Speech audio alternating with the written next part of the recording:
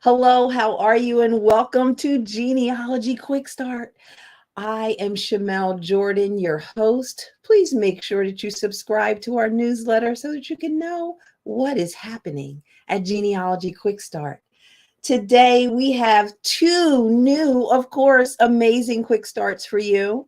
And no, this is not going to be a hearing on whether or not we're going to institutionalize Jim and Michael.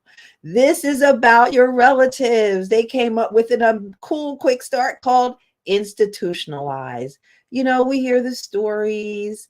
We love to share the stories sometimes, but have we actually taken the time to notice the clues and to maybe find the records that can prove what might have happened to a relative?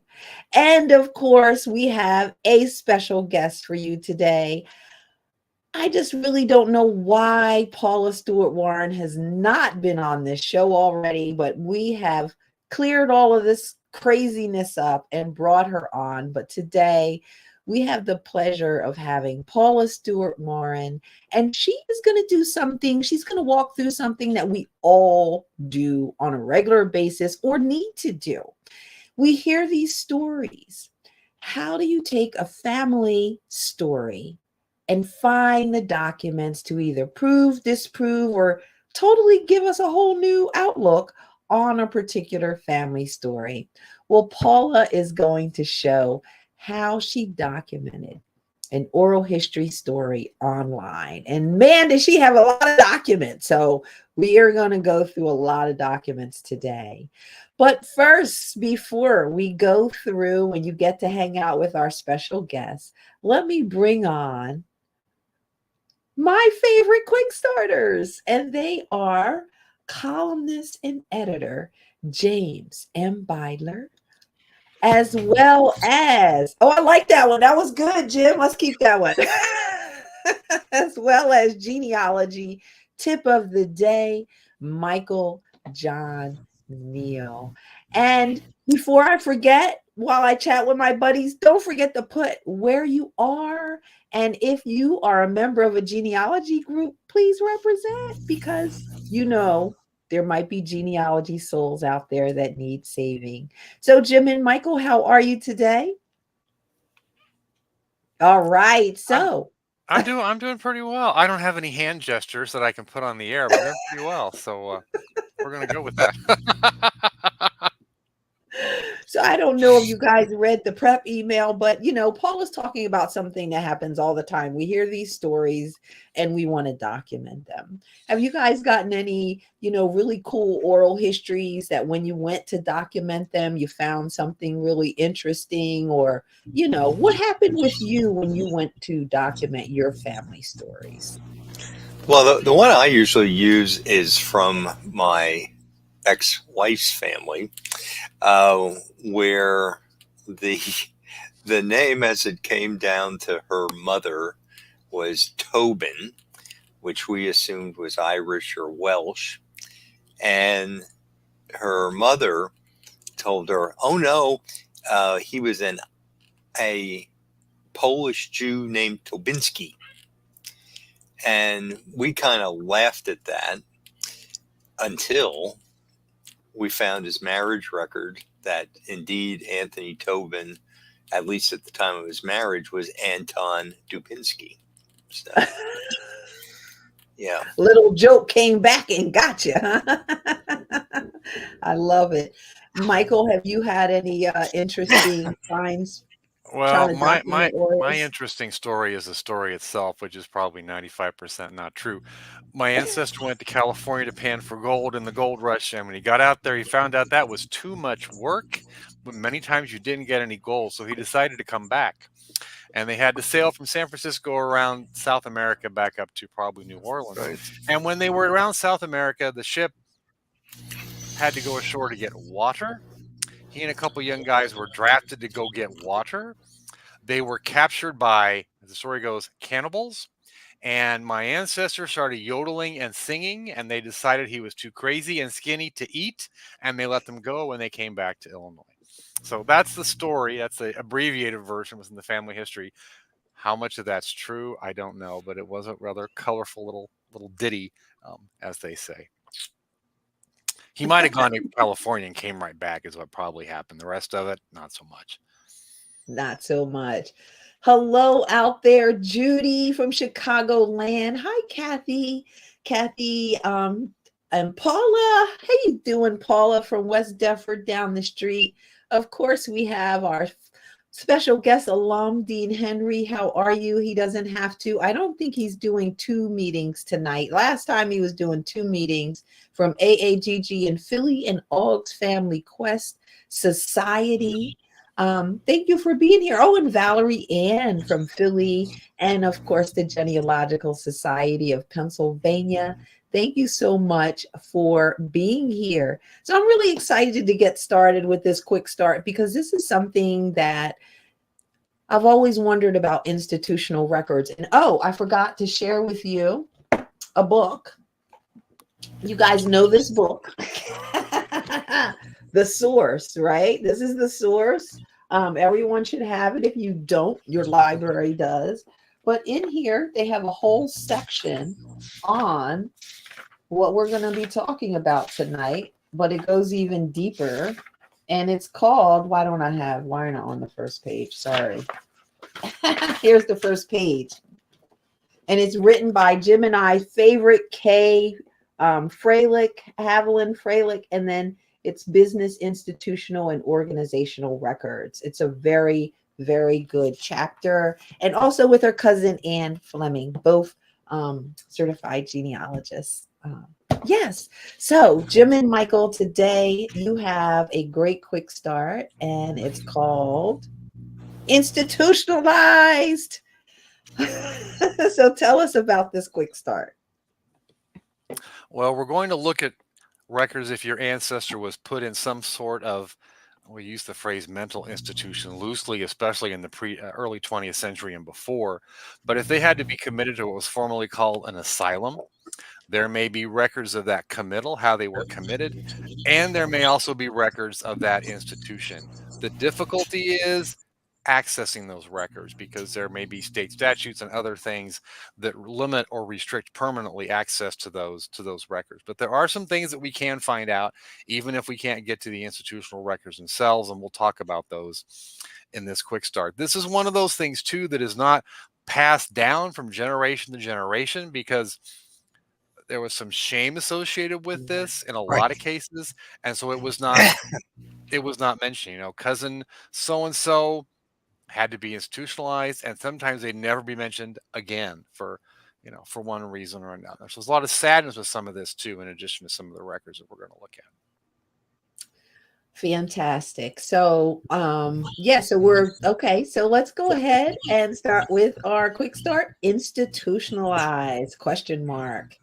So step 1 is name the institutionalized relative. So how would you even know if someone was institutionalized? This, to be honest, this can be kind of hard because, again, some of these stories are not often passed down from one generation to the next, but you may find them in a census where they're listed in an insane asylum or a state home or a county home.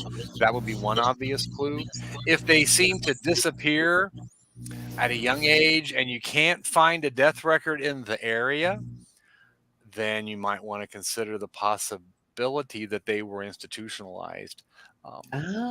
As well. There may be a newspaper reference to it, or when you ask about what happened to them, where did they die, you may get vague answers, you may get no answers.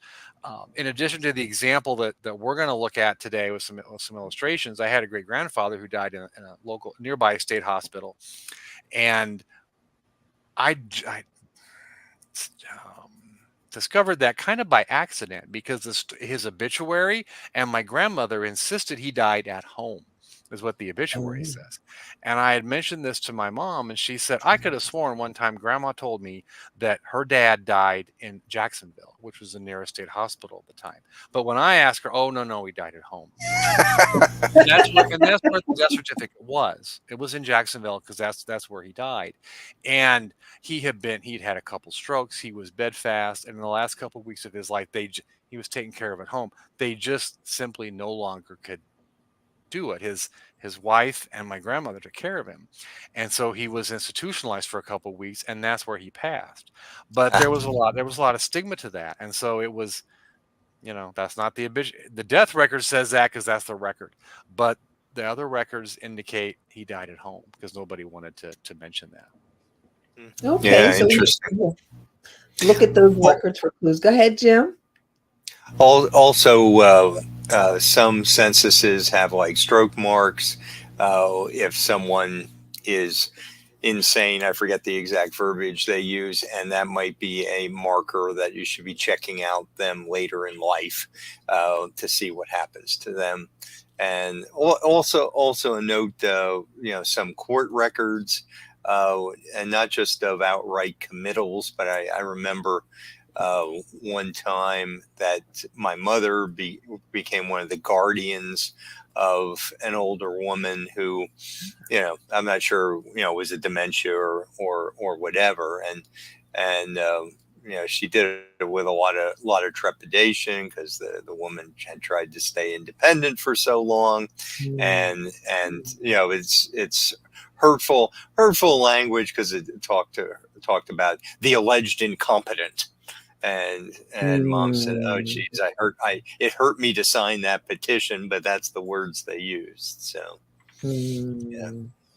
yeah. Some census records will just use the word insane. I came across one, in fact, today that listed the mother as insane. I'm assuming she was at a nearby state institution. So you may see it spelled out, but you may, as Jim mentioned, they may also have had a guardian or a conservator appointed, and it might not mention they were institutionalized, but that might have been part of the process. It's just not in the That's record. the clue. That's the clue right there. That's the clue right there.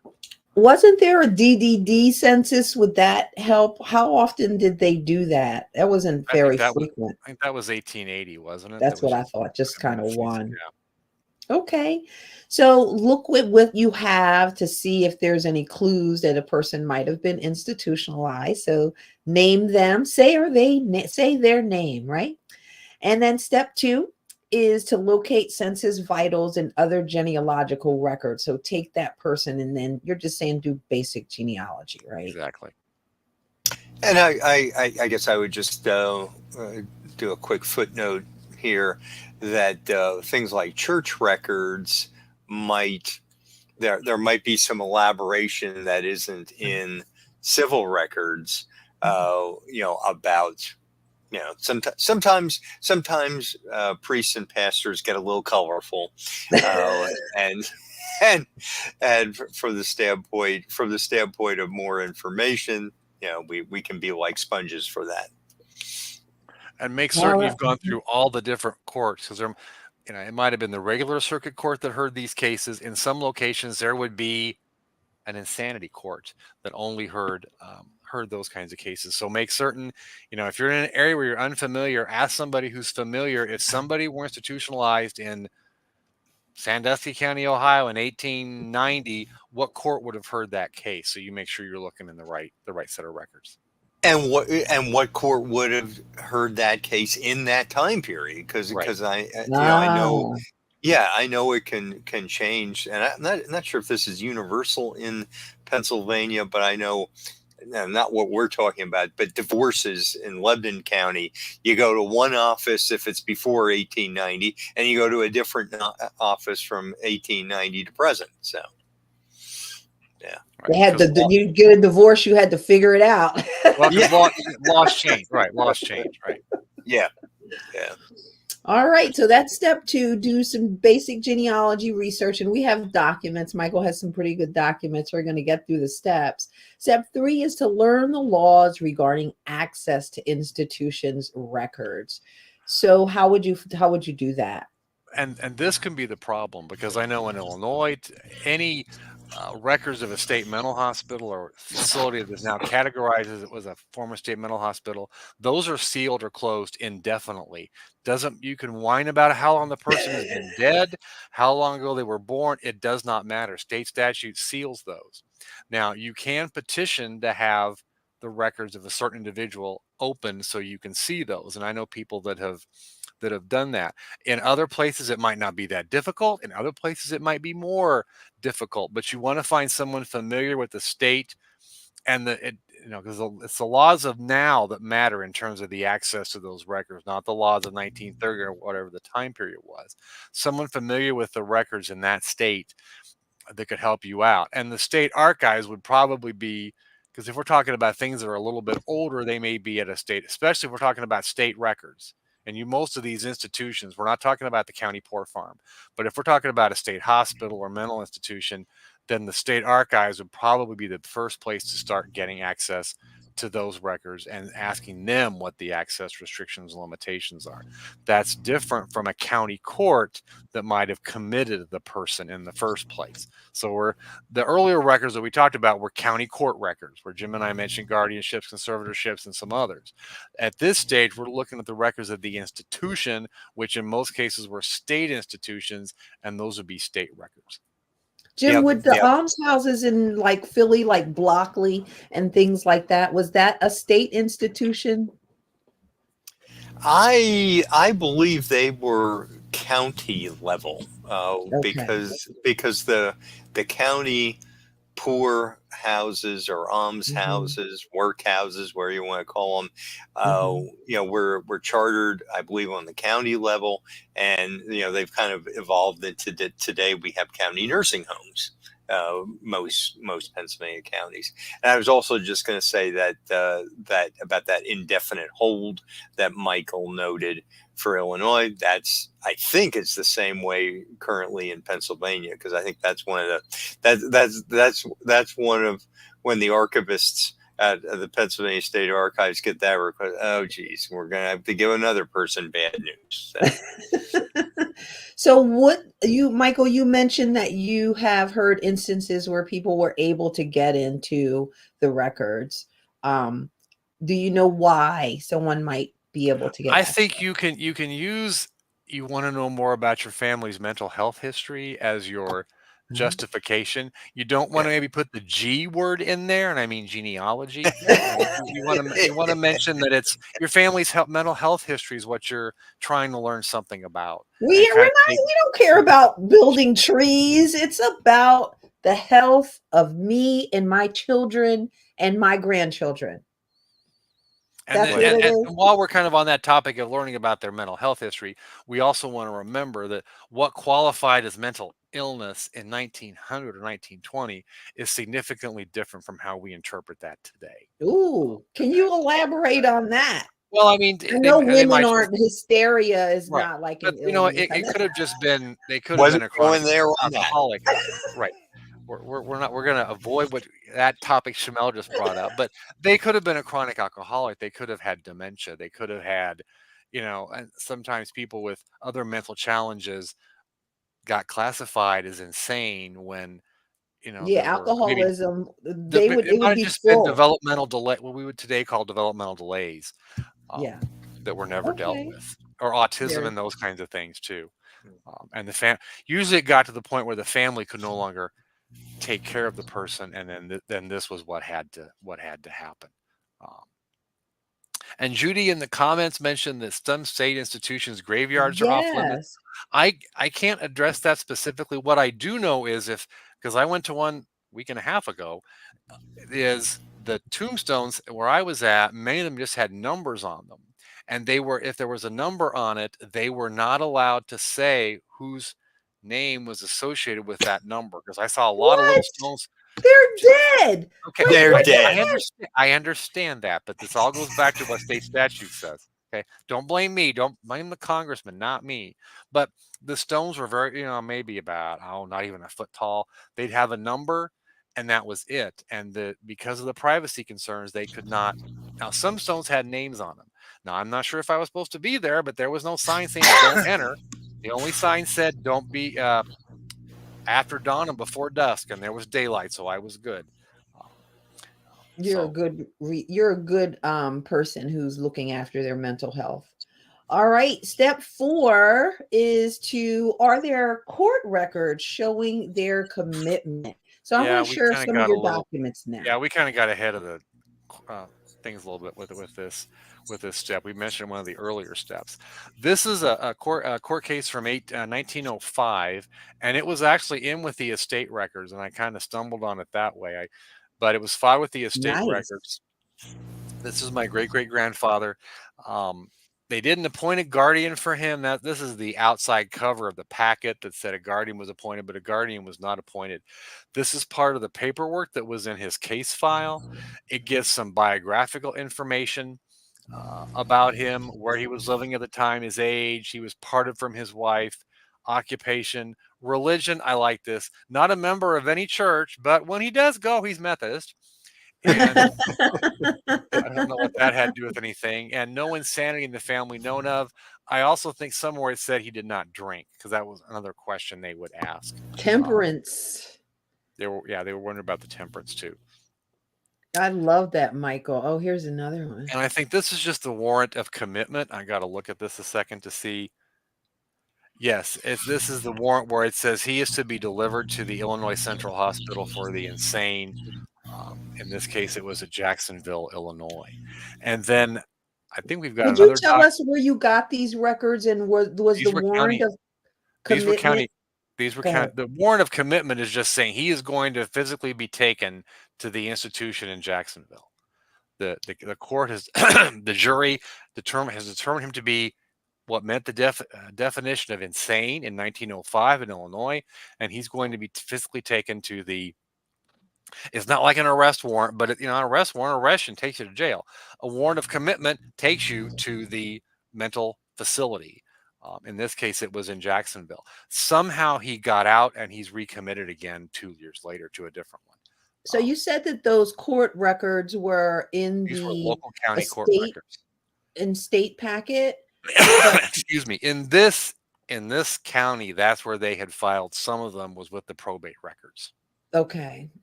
Otherwise, you would have just looked through the court. That's why you want to make sure you're familiar with how it happens in your state, and even if you're familiar with how it happens, look at every court. Just look at it. Just look at every court for that kind of thing. This one was also mentioned in the newspaper. Newspapers are one of those sources that I suggest to people, if they say a certain record is closed and you can't get at it for whatever reason, was certain details of that court case or that record mentioned in the newspaper? Because they can close the records of the case file, the courthouse or wherever has those actual records. But once it's in the newspaper, it's out there. You can't take it back. You can't collect all those newspapers. So there's a reference to him in 1905 in the county seat newspaper that he had been determined to be insane and he was to be taken to the hospital at Jacksonville. And there's another reference to him too in the newspaper, as I recall. I don't think I gave you all of those. Then when he dies, it's mentioned in the newspaper that a resident from our county has died in the state hospital. This is the 1920 census. No, 1910. 1910. Oh, sorry. It's 1910. It's right in my face.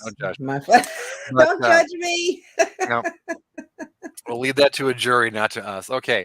But this is his census enumeration, 1910, when he was at the Peoria Hospital in Limestone Township.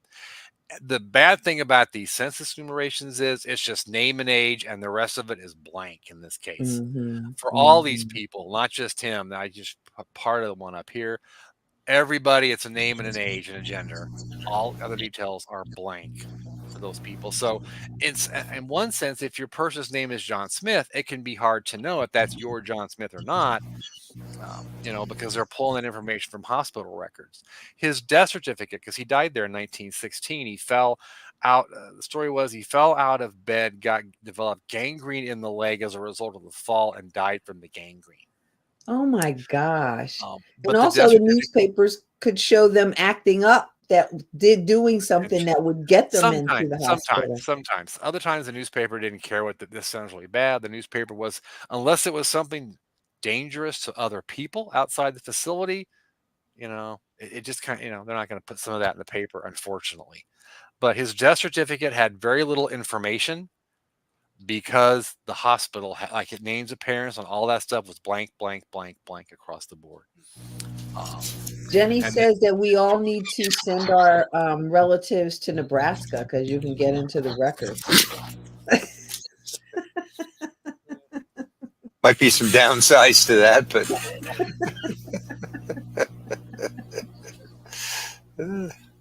let's see. Jean says that she has an aunt who was institutionalized in Oregon, but she's still looking for more information records. You guys have any suggestions for Jean?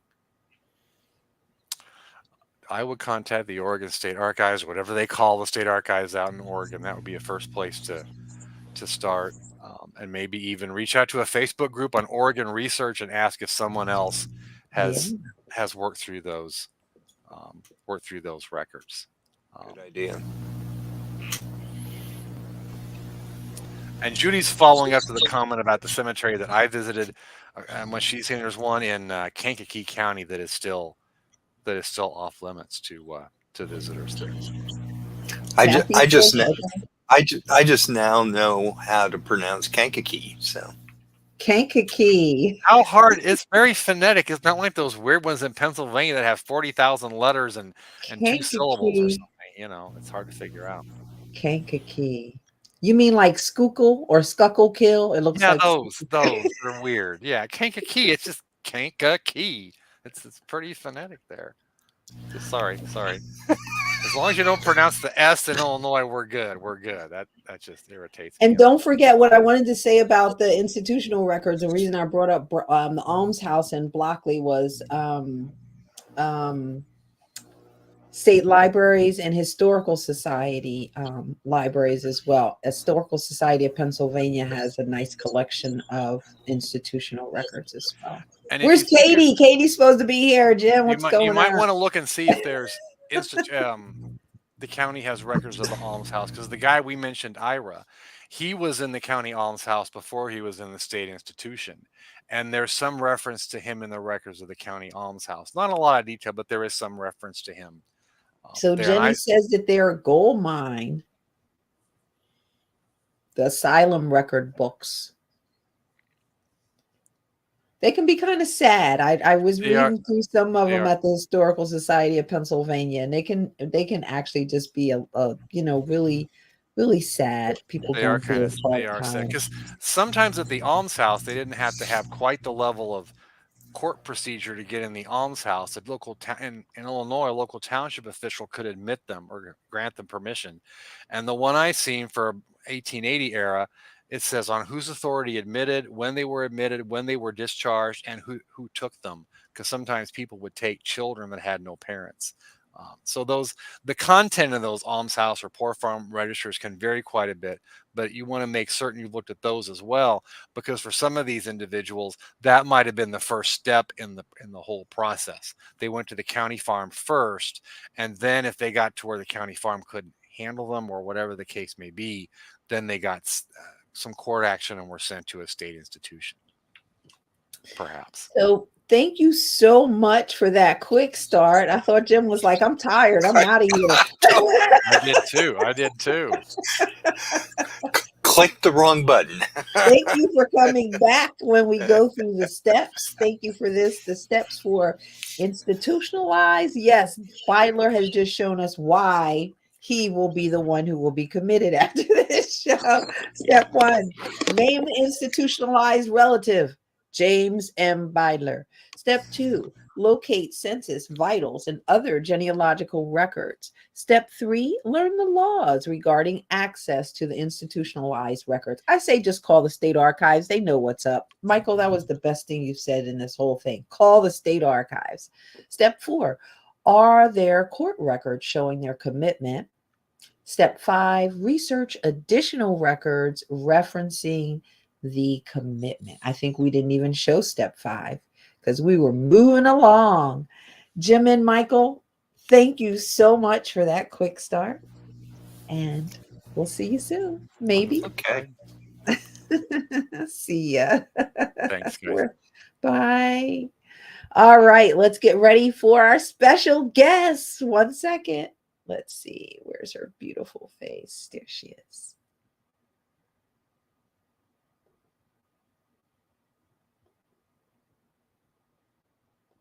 All righty. Thank you for being here and welcome to our second half of our show.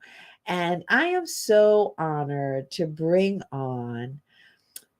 I've known Paula for so long, and she's actually known Jim and Michael for much longer. They were talking like ancient genealogy times, like 2001. I was just like, what? 2001? Just kidding. I started not long after that, so I'm not that ancient. Please welcome our special guest, Paula Stuart-Warren. Hello, Paula. I just want you to be careful about that ancient thing. I leave that to my grandkids to talk about me like that. All right. I'm shelving the word. I'm putting it on the shelf. Thanks, Shamel. Paula, I forgot I was supposed to give the letters. That's why I paused. Paula, certified genealogist, fellow of the Utah Genealogical Society, and fellow of what's the FMGS? Minnesota Genealogical I was going to Society. say Missouri. Minnesota. How dare I not say Minnesota when I'm always seeing you in the stadiums all the time? Mm-hmm. So, Paula, I know you've shared this a billion times, but we always like to ask our special guests, how did you get started? Your 1 minute genealogy story. How did you get started? And how did you know that you were hooked? Well, the main reason that I got started went back to a project my son had when he was 10. But I kind of started then asking my father-in-law some questions and my dad.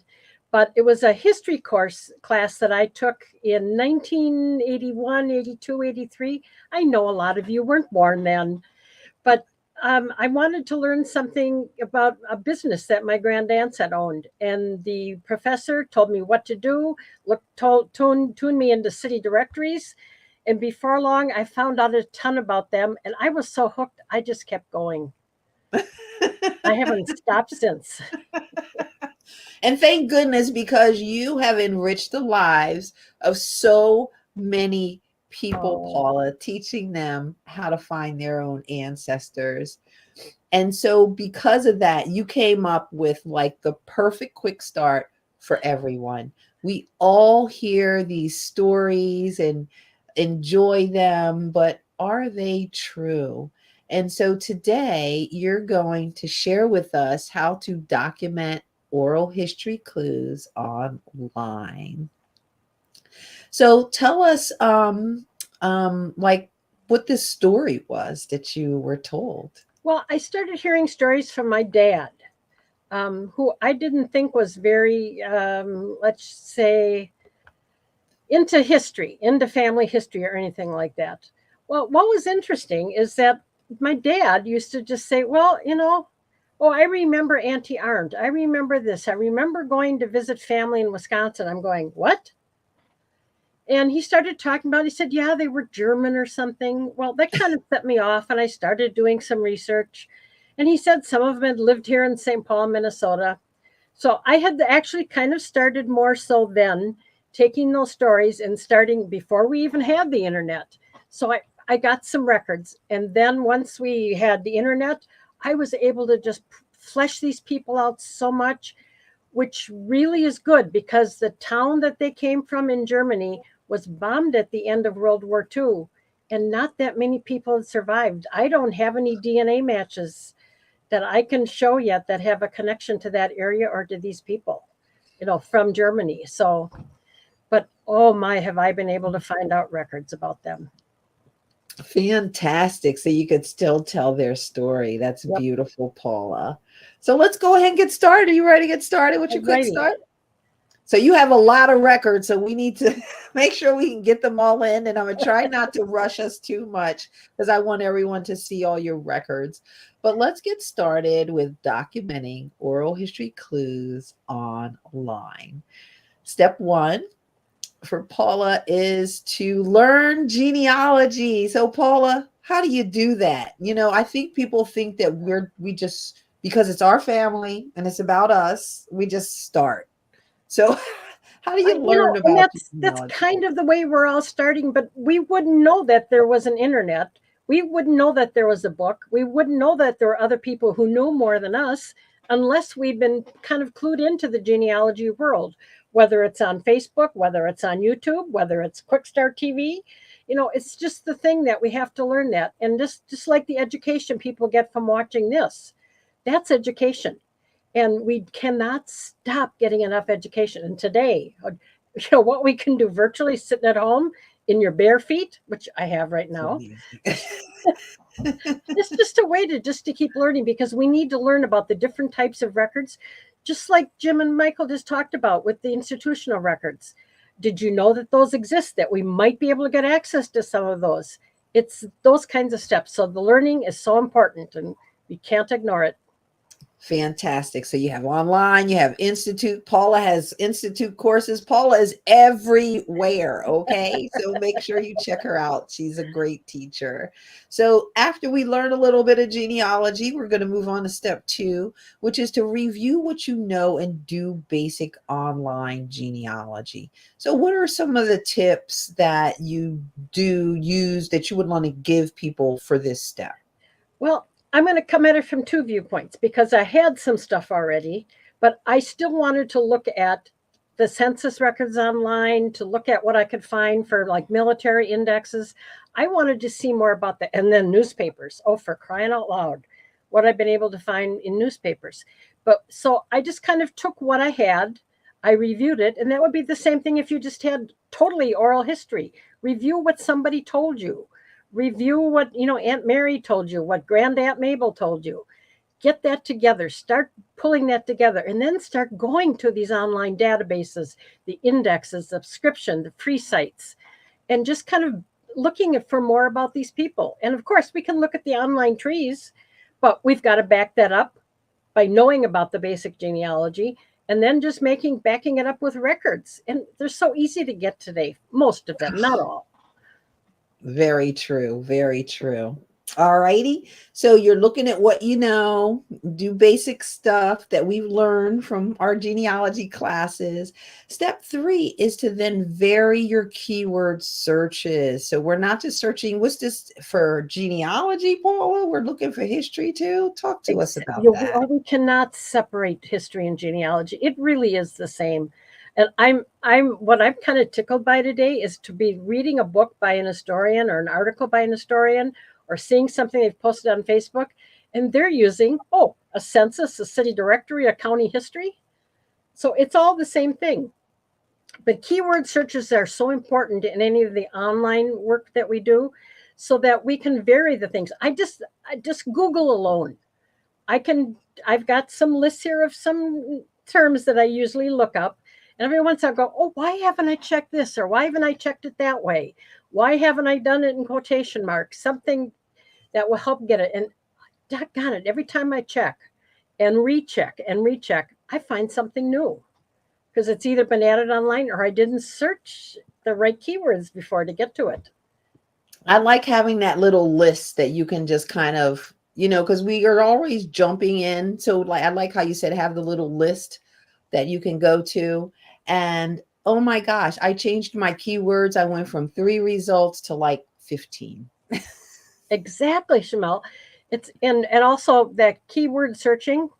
And that just means if you're looking for John Smith, you type in John Smith. But of course, for him, you want to add a place to narrow it down. But I always like to, in my lists, I do variations of the surname spelling. Because even though so many sites today, genealogy and not genealogy, will do some searching for various surnames that are connected to it, not all do. So I add a lot of lists, just with my keywords. Fantastic. And we're going to show some of those records, but I want to get through the steps, because once we see the record, Shamel forgets about steps. Step 4 is to build a family timeline. I love this. Dr. Shelley actually did a whole quick start. Oh, I love Dr. Shelley. why are timelines so important for your research? Well, for me, now I do have a lot of my family material into a genealogy program, software program on my computer, but I'm not going to switch back, even though I've got my extra monitors. I don't always like to switch back and forth. So I might have a piece of paper next to me that I printed out that has my timeline so that I know that, oh, in 1850, the family was in this place. By 1900, oh, she's a widow.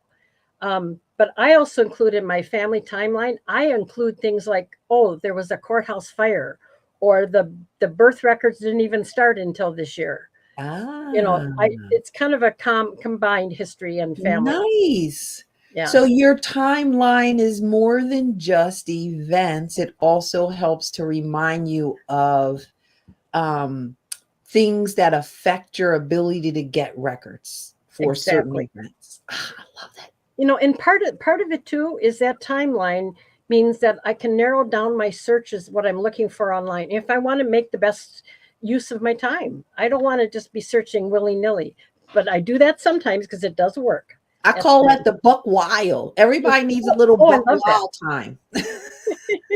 I sit here sometimes and go, yay! You know, nobody can see me, but I still do it. But I like to have that so that I know and narrow it down. And I add the oral history dates in there too, even if it's not proven yet. You know, because oral history can sometimes have a little bit of different nuances in it. Somebody might not remember the date. And so I want to add that in there that, you know, Aunt Mabel said blah, blah, blah. And Aunt Mabel becomes the citation. Like I still, like you said, you put them in your history as well, because who know, and you have to have a place for it. And another part of my family was my Aunt Mabel, who gave me a date. She said, this is when my brother died, right after World War II.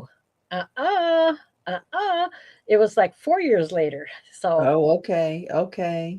Very good. So we're building that timeline of all the things that we know and the things that deal with record availability, and then search those manuscript collections. This is where the magic happens. Paula, talk to us about manuscripts.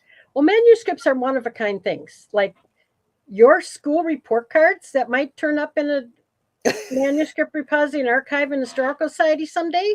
You know, maybe a copy of one of your tax returns, maybe a journal. Okay, wait a minute, Paula. You're scaring us now. I was excited about this until you started talking about report cards and tax returns. How about a letter you wrote to a friend, or that your grandma wrote to a friend, or her diary, and it says, you know, in 1910, I had my first kiss, and you go, yes, that's cool to learn. Oh, that's why manuscripts are important. We're lucky today.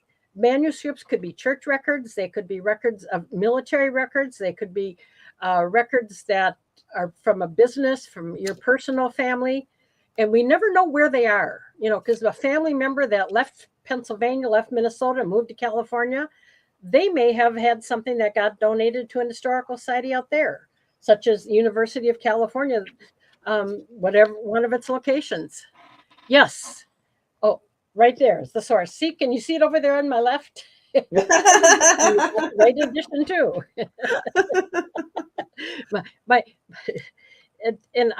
Mine is autographed by the authors. Wait a minute. I think the second one, no, because Sandra passed away. Yeah, I got them both. Lucky you. All right, Paula, let's look at some records. Paula has a lot of records. Can I tell you one thing more for manuscript collections? Sure. We have free finding aids that'll help us get to them. Just one of the many is Archive Grid. Archive Grid. I love Archive. Oh, I love Archive Grid. You know, and there's you can find things through WorldCat and the National Union Catalog of Manuscript Collections. These are all free, but we also need to look at the individual repositories. You know, if your family lived in Ohio, let's start with the Ohio history collections, because that's where it might be. But if some of the family moved to Arizona, might end up there. But that's why these finding aids are important. Yes, Archive Grid, WorldCat, and Nukmuk, Yep. National Oh, you Union. know how to say it. Phrasing. I used to think it was her accent. I was like, what are you saying? Nukmuk Shamel.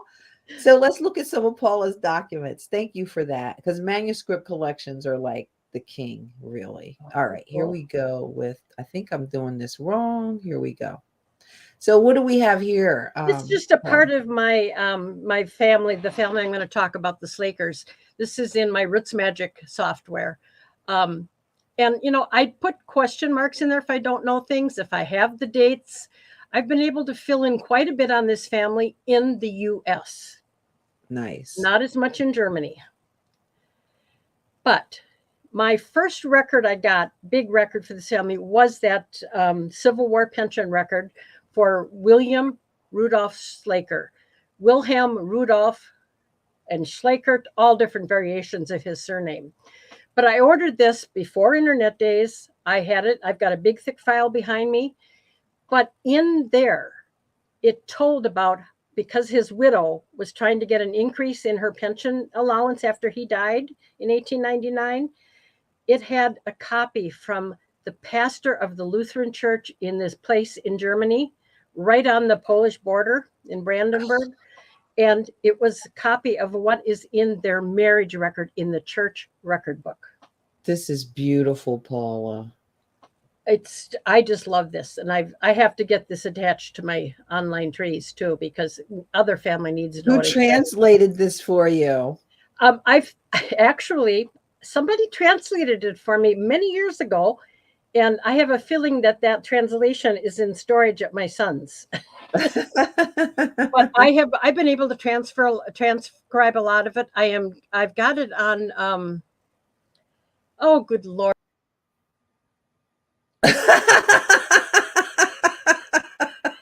She will be back because I cannot talk to you about these documents, but this is gorgeous. Jim, don't you like this document? Paula will be back. I'm sorry. I don't know where she went. Oh, here he is. Jim, come back. Save me until Paula gets back. Isn't this a cool German? This is a marriage record that was in the pension packet. That's as far as I got. Trauschein, that means marriage certificate. And, from 1853. Yeah, I will probably a widow's pension that she had to prove her marriage to the here she is, person with the service. So welcome back, Paul. Did I hit my arrow in the wrong spot? I think you did. It's okay. All right, so that's the marriage certificate. We put Jim on the spot really quick. Oh, he'd be able to read it better than I can. But it told me where they were married. It told me the parents of the father of both of the married couple. And this married couple was the ones that my dad was kind of talking about, who were living in Watertown, Wisconsin. But in there, it talks about how he was injured. Now, that marriage record says that he was a butcher in Germany. I was able to track him through city directories and censuses that he was a butcher in Wisconsin. But his Civil War pension record says that while he was serving in the army and he was in Athens, Alabama, that he was butchering a steer. It's kind of icky to read, but he was trying to cut the throat on the steer, and it charged at him. And ended up that basically the steer came down on him, and he never was quite right after that. He had a lot of heart issues. Now, whether or not it's true, my goodness. I mean, and then he went right back to being a butcher when he came out of the war service, because he was honorably discharged almost right away when he got out of the hospital. Wow, because that's what he did, Paula. That was his thing. Yes, and that's the one neat thing, is that we've got the indexes to these kinds of things online today. We've on Fold 3, we've got a lot of some of the widows' pensions digitized. Yes, yes. These are all going to be, all the regular ones are going to be digitized too. So then with the newspapers, oh my gosh, I just started looking at newspapers in Wisconsin and Minnesota. It's so easy to do with our online newspapers today. Not everything's there, but I found this one.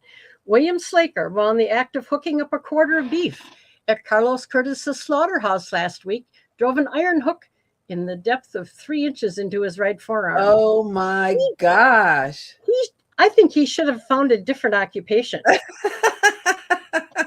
Hey, there's hazards, man. There's hazards. But he did find an occupation not too long before he died. He actually worked for the Omaha Railroad.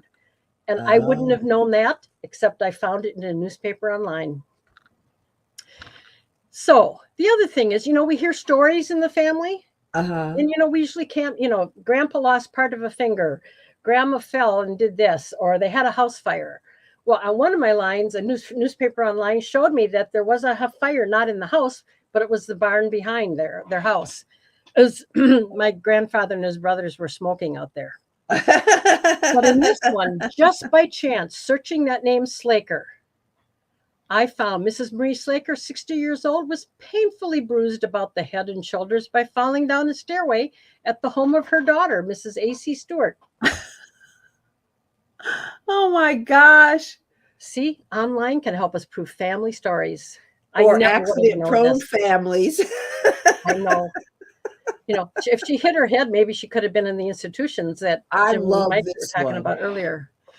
So then, every once in a while, I go to Google Books and Hottie Trust and so many others, Internet Archive, just to see what kind of books have been digitized. And I just typed in the name Slaker, and up comes the American Kennel Club stud book for a couple of years. And there's my great-grand uncle, Louis Frederick Slaker.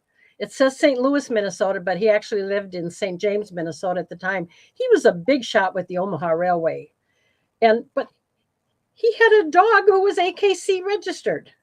And his dog was named Doc Slaker. How many of you can tell me from 1902 what dog your part of your family had? You know who wants to know that?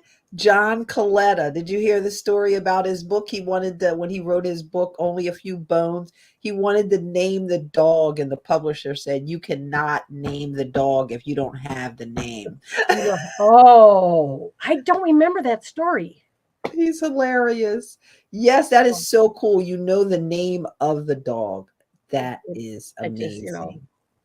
And I know I have been able to follow Lou Slaker, who owned the dog, and his brother Fred in all kinds of newspapers because they were railroad men and they moved around a lot. But then the other story is, did you go one screen back? I did. Here we go. Okay.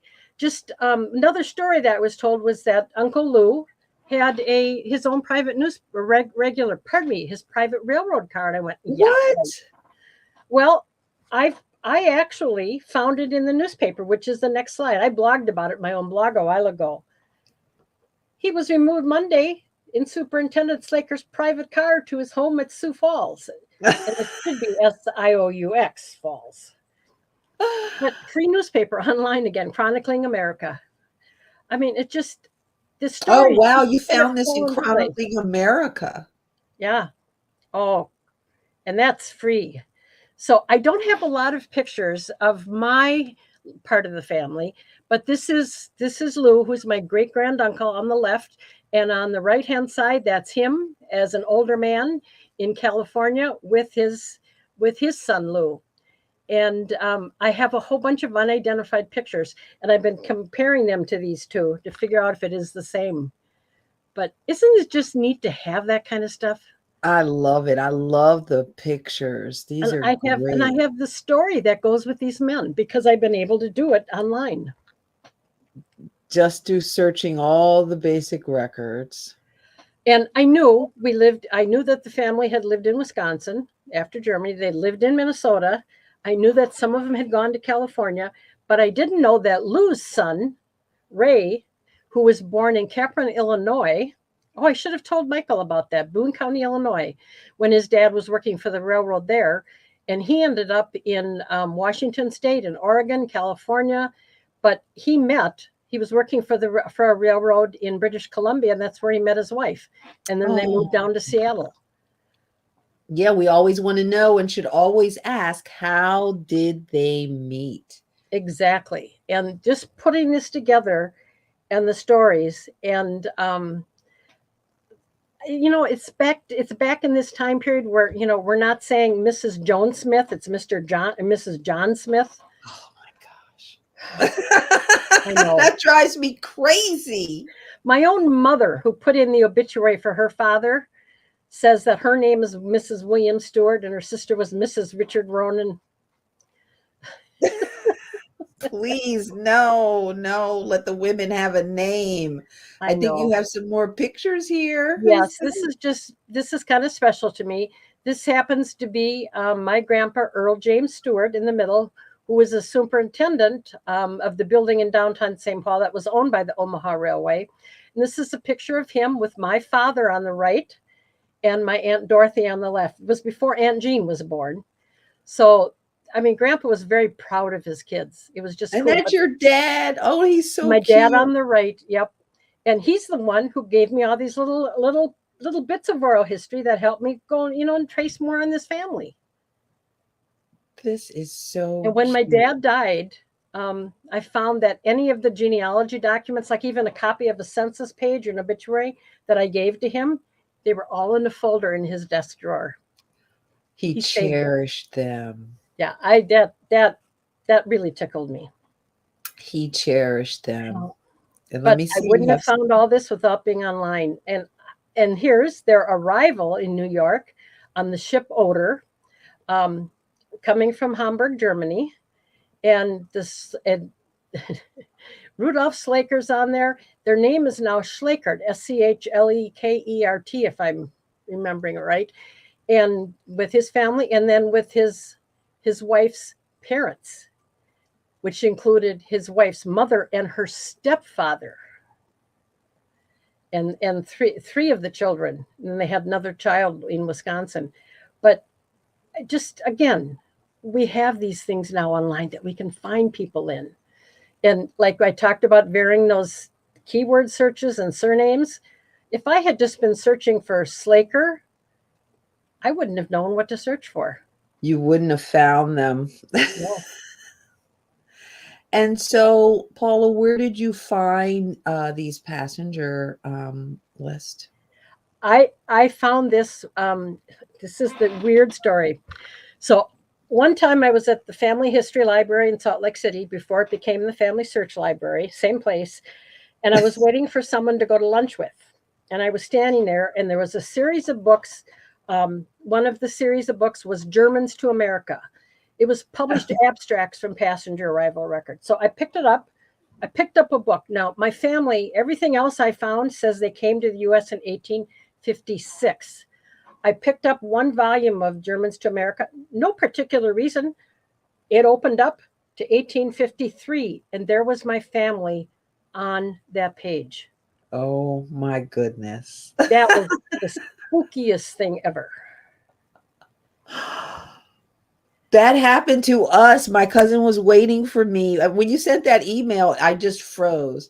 My cousin was waiting for me. I was talking with Reggie Washington. We were about to catch the Amtrak. We had spent the whole weekend there, or maybe, the whole weekend there. And we've looked at the Freedmen's Bank records so many times. The LDS was giving them out like they were Tic Tacs. Remember that? Freedmen's Bank. I had so many of those CDs in my house. He did one search by spelling the surname a different way, and that our ancestor showed up on it, and it opened up a whole thing for us. So I get that, like, last minute thing. That, to me, that just says it was time for you to know that particular information.